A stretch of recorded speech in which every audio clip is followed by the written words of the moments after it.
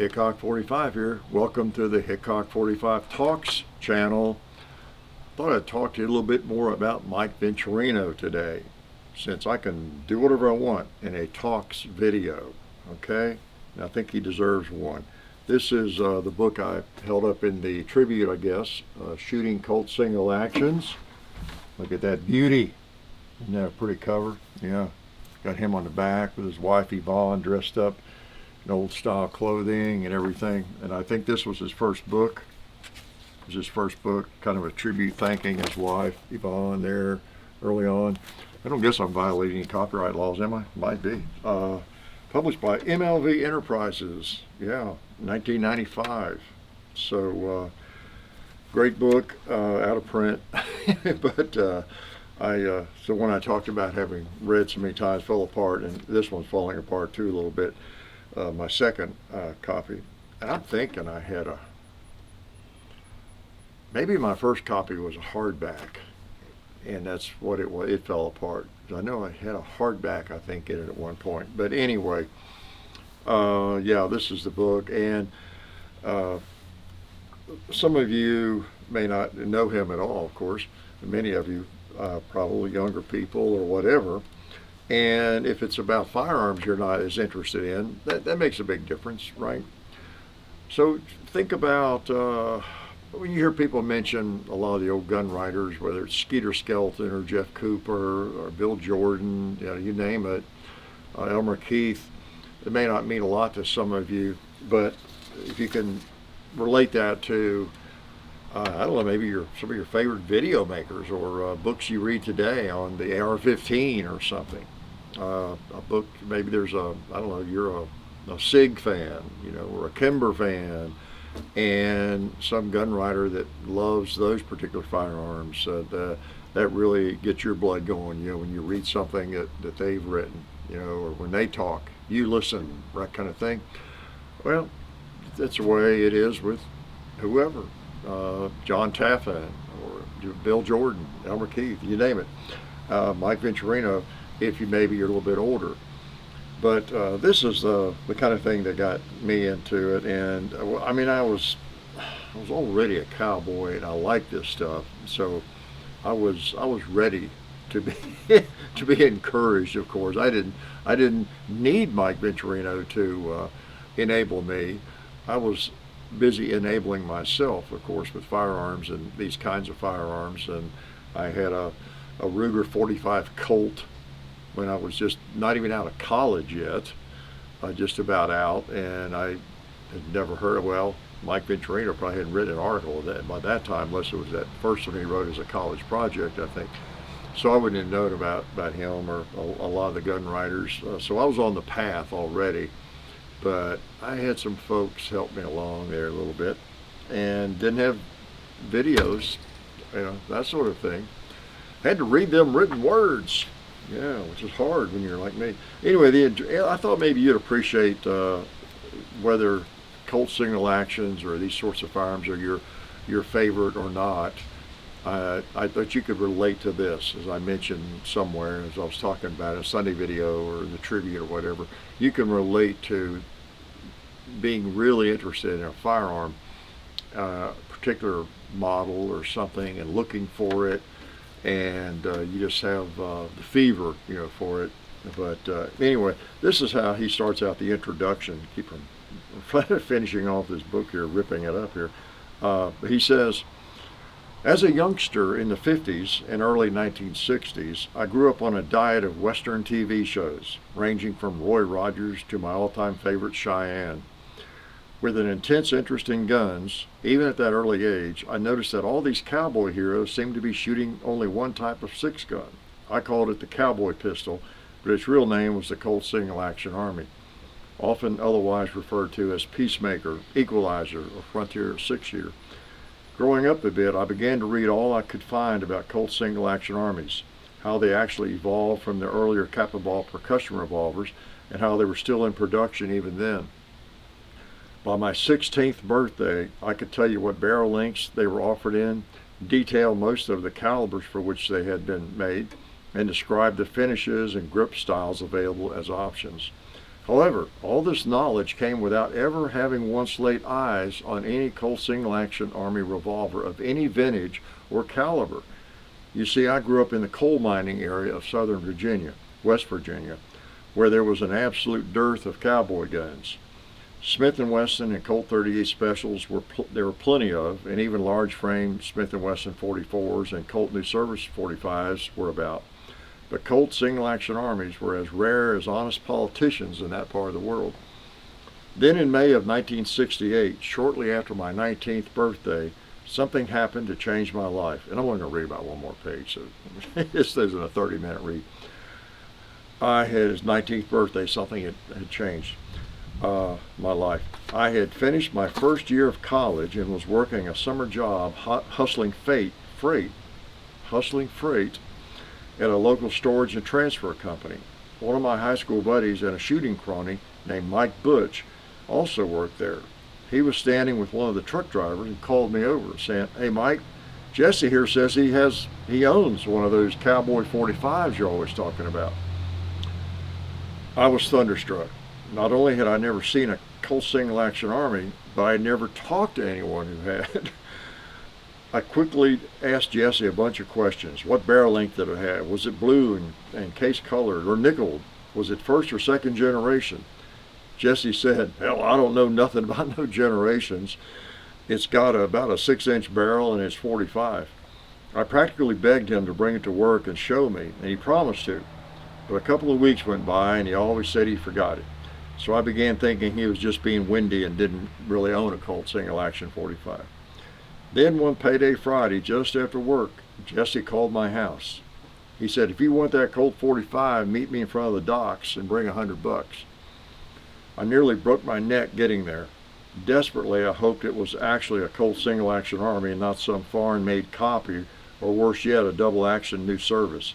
Hey, quit bad-mouthing my New Service go." And Jesse didn't seem to know the difference. When I slid into the passenger side of Jesse's car, he unwrapped from an oily rag a beautiful condition, blue and case-colored 5.5-inch barreled Colt single action Army 45. At a glance, I could see it was second generation gun, and later the serial number dated it as being 1964 production. I slapped Jesse with the money so hard he nearly fell over, and was the proud owner of a fine Colt single action Army, the first I had ever seen. Many, many more Colt single action Armies have passed through my hands since that day, but none have ever brought me more joy. As I look back on that story, I can't help but feel sentimental about Mike Butch and the truck driver Jesse helping me begin down a road of lifelong practical Colt single action Army shooting, but it is tempered with sadness. That's because Jesse was killed in a vehicle accident not long after selling me the Colt, and my friend Mike Butch died of cancer only 3 years later.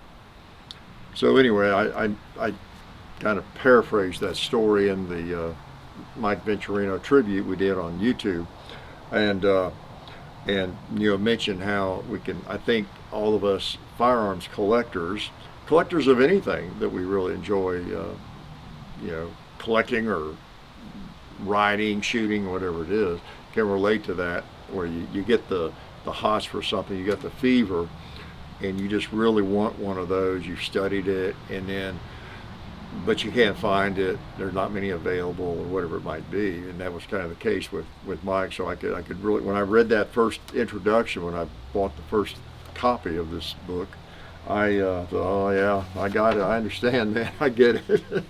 and so I went on, and his age and everything kind of paralleled mine too. He went to Marshall University, but he graduated around the same time I did, 73, 72, 74, something like that, and was into firearms early on, and liked the same kinds of firearms, as I said. But I thought I would read that to you all. It's doesn't he just sound kind of like an ordinary guy, and who just really, really enjoys these kinds of firearms, like many of us, and some of you who have the same affection for the old Colts and lever guns and all that, the guns Mike wrote about. Maybe you haven't seen that. That book has been out of print for a while, and you might have read a lot of articles, by Mike, but I talk about him first name like I know him. But you may never have, heard that or read that particular introduction before, and or known how he got started and about his first gun and everything. And that's why I brought my. In fact, I've got two second generation Colt single actions, just like his first one, just by coincidence. They were made in '64, and they're 5.5 inch, blue color case hardened, second gen guns. That's why I brought one of them out for the video. But anyway, great writer and such a long time writer of these sorts of firearms. The World War II guns, all these big bore early revolvers. I guess not all of them were big bore, whatever we mean by big bore, whatever classified as big bore. But he's enjoyed those things, guns of the Old West and the World War II firearms, and has books on all of them. And he really knew gun owners. I mean, there's a common thread, isn't there? I can look at a cover, and I think his wife Yvonne was the photographer, pretty much on all of his books and everything. But you can just look at the cover of any of his books, and we use the term gun porn a lot, and it really is. I mean, wow. When they arranged those firearms for that shoot, that photo, whoever did it, and this Mike probably and his wife, it's kind of like we do. We give you close-ups, or we want to, we just know what people like. I mean, we kind of want to see a firearm up close. It's just if you're into firearms, especially these really classics, a nice picture of them or a close-up just warms your heart, doesn't it? So that's a really nice set there. And anyway, just thought I'd read that to you, and maybe you'd understand a little bit more about him if you hadn't read anything by him, and why that you see so much on the web, maybe here and there, about his passing. It's a big world. There's a lot of people who write about firearms, and in today's world, a lot of that can get lost in the video world, because video on about anything is just a click away, right? And so probably not as many people, even of us fairly avid shooters, maybe younger, I don't know, pick on younger people, but I would venture to guess not as many younger people pick up gun magazines, of course, or books and read them about firearms. A lot do, but there's so much good information in video format that you can learn a great deal about firearms, hopefully a little bit from us, without even reading a book. Now, you don't usually get as in-depth information. And as I've said before, it's just always nice to read a book on something, because you generally get more depth, and I don't know, it's just a quieter endeavor, and it's nice. So anyway, I won't make this too long. I just wanted to show this book again, outside a shooting video, and read that introduction. That was just part of the introduction, but the part that always comes to my mind. Isn't it wild how just like a page that someone writes, decades ago, kind of sticks in your mind. I think of I guess I've been in situations like that, where someone at work had a firearm, and that they were going to show me or talk about, and we get together and shoot maybe, or just whatever it might be. But that is just so typical. And then it's also typical of somebody who's really not a firearms person, like Jesse, I guess, or at least with single actions, and he's not sure what he has. And then it's something that you or I are just intensely interested in, and you're hoping it's exactly what it is that you're looking for.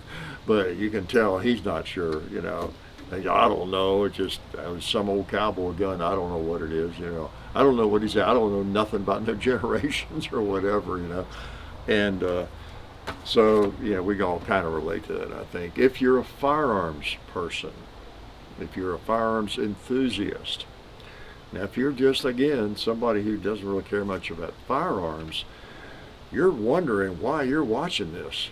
Is it you like this wooden swing made by the Amish down in Lawrenceburg? Is that it?